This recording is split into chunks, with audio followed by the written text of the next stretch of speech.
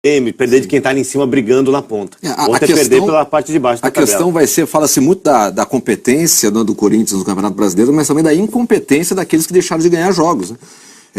Acho que o desafio do Corinthians agora, até o Pablo falou algo, um toquezinho a respeito disso aí, né, do estudo que o Corinthians tem, cada vez mais o Corinthians vai ser estudado para ser batido. Acho que o segredo do Corinthians agora vai ser a capacidade de se reinventar ao longo desse segundo turno, para conseguir criar alternativas e sair desse estudo que cada vez mais todo mundo vão estar preparados para enfrentar o Corinthians. Né? O Edinho estava destacando, a gente assistiu o jogo, que o Corinthians começou a insistir demais, principalmente no segundo tempo, bola pelo alto. Isso aí facilita as zagas. Conhece alguma coisa ali de como defender uma área?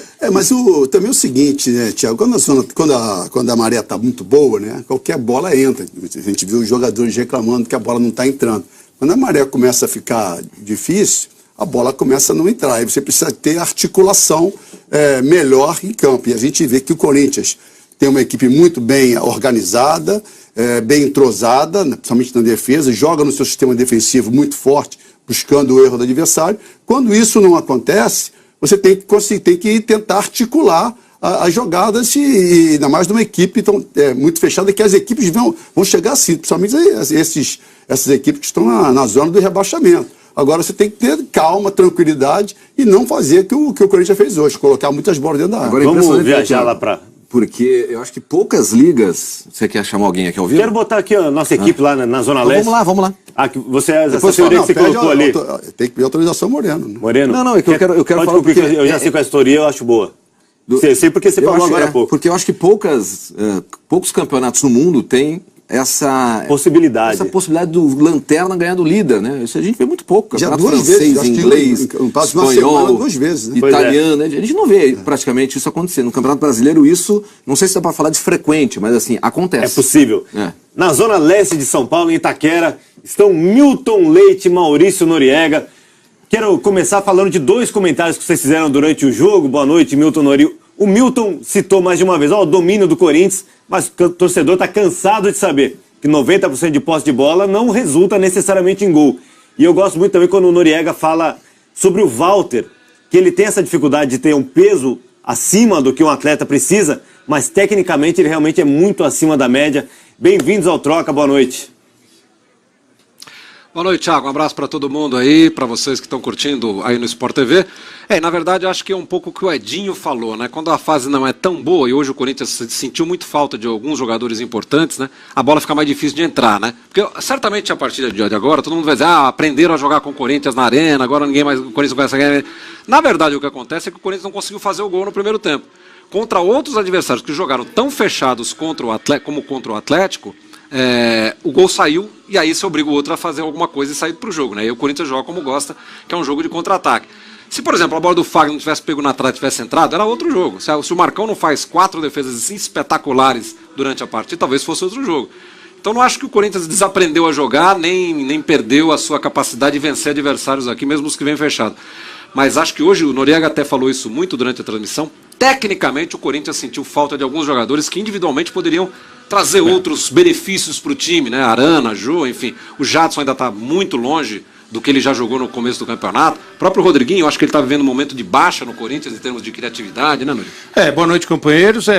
Foi bem desse jeito, porque faltou ao Corinthians um pouquinho mais de inspiração em algumas situações. Houve domínio territorial, domínio tático, o adversário aceitou essa situação, foi jogar marcando praticamente dentro da grande área, chamou o Corinthians, não quis jogo na segunda etapa, embora tivesse construído um contra-ataque que poderia arredondar até no segundo gol, que o Rodriguinho tirou o passe bonitinho para o Walter, mas foi um time que viveu situações que acontecem, que são típicas do futebol.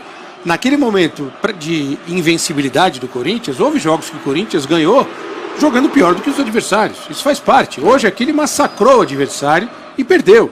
São situações que acontecem no futebol, por isso que o futebol é desse jeito. Houve outros jogos em que o Corinthians ganhou com um gol aos 45 do segundo tempo e outro gol aos 44 do segundo. A eficiência se traduziu também dessa forma. O que eu acho é que a grande vantagem que o Corinthians construiu no campeonato dá a ele a condição de agora administrar algumas situações. O Corinthians perdeu 6 pontos em casa. Ele talvez não precise recuperar esses 6 pontos fora de casa. O Milton destacou, o Corinthians tem uma campanha melhor como visitante do que como mandante. Ele poderá festejar empates que os adversários não podem festejar. Empate para todo mundo que está atrás do Corinthians é derrota. Para o Corinthians é um pontinho que pode ser saboroso. Nori. E até a gente brinca com as questões do futebol que acontecem, de rivalidade, de sabor da brincadeira que fica, né? Que certamente já está rolando em redes sociais. O Marcos, que fez grandes defesas e contou com a sorte, chama-se Marcos e evitou uma vitória do Corinthians hoje, no dia que é o aniversário do maior rival do Corinthians, que é o aniversário do Palmeiras. Quer dizer, um dos maiores ídolos, se chamava Marcos. Quer dizer, tudo isso já está. Eu já recebi WhatsApp aqui de torcedor do Corinthians falando disso, do torcedor do Palmeiras falando disso, e acho que traz um sabor mais divertido, mais leve, longe das discussões táticas. No Rio de Janeiro tem uma teoria que o problema do Corinthians é com times rubro-negros jogando em casa. Teve dificuldade com o Vitória, com o Atlético Goianiense, com o Flamengo, com o Atlético Paranaense. Venceu só o Sport, né? Só o Sport. Moreno estava olhando a tabela, ele que levantou, falou assim, olha que coincidência aqui. Do ponto de vista do trabalho do Carille, Nori, você acha que ele poderia ter montado um esquema diferente hoje ou era isso que o Corinthians tinha que fazer? O Edinho destacou a questão de muitas bolas alçadas na área. Eu acho assim, se o cara é insensado como treinador revelação do campeonato, o time tem um sistema de jogo que todo mundo diz que é revolucionário, que é um time que taticamente é o mais bem treinado, por que ele mudaria hoje? Não faz sentido mudar. E muitas vezes não é o que o treinador pede o que o cara faz em campo. Às vezes o treinador está querendo outra coisa, o jogador pega e levanta a bola para a área. O Marquinhos Gabriel tentou fazer diferente, tentou entrar driblando com a bola pelo chão, criou algumas situações, mas o Cleison, por exemplo, pelo lado esquerdo, optou por chutar a bola, para levantar a bola para a área toda hora. E aí não estava o Jô, estava o Casim. E tem uma diferença muito grande.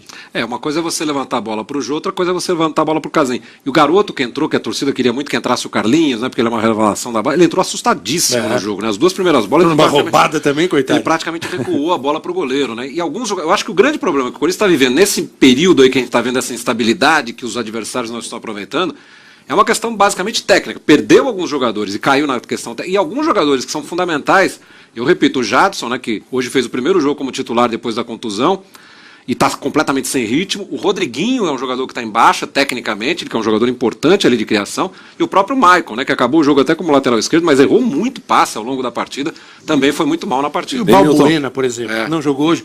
Vários jogos o Corinthians ganhou com um gol de cabeça do Balbuena, em jogada de bola parada. Quer dizer, eu acho que isso aí, o Corinthians segue líder, precisa ser aplaudido pela campanha, pelo jeito de jogar, mas o contorno agora vai ganhando áreas de normalidade. O que o Corinthians estava fazendo era ponto fora da curva, era anormal.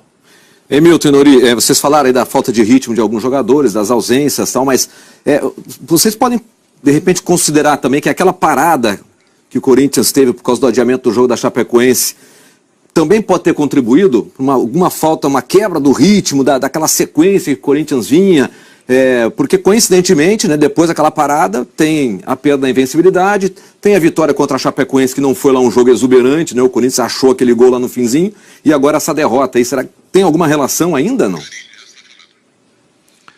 Eu não sei o que o Noriega acha, eu particularmente não acredito nisso, não acho que seja isso, né? Eu acho que, na verdade, a perda... Hoje, por exemplo, o jogador que foi fundamental o Corinthians ter perdido para essa derrota foi o Guilherme Arana, né? O Guilherme Arana é um dos principais jogadores do time do Corinthians, e comparar ele com o Moisés é até covardia, assim como comparar o Casim com o Jô também é covardia. Mas antes do Noriega falar, nós vamos ouvir